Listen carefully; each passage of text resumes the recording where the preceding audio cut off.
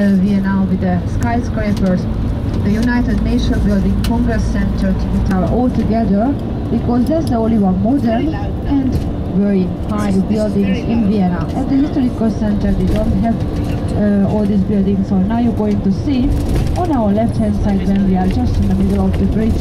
So with the TV tower, with the white pointed building and the very tall building and the United Nations building next to the TV tower, it's called the Donauinsel, the Donau Island. So that's actually like the business center of Vienna.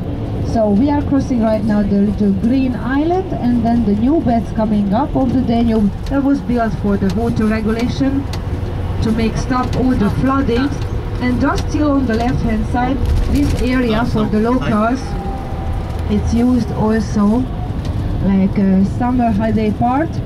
It's called the state of the district of the city is called Kagran, and that's why they got like a very funny nicknames, Copacabana, like in Brazil Copacabana,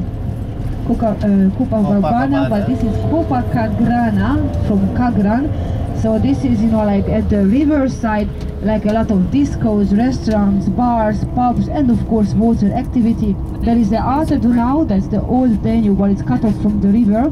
It's just behind, so it's like a big lake with a lot of little weekend houses, a public beach area, and also all this entertainment in the summertime. So that's the local beach on the river Danube here in Vienna.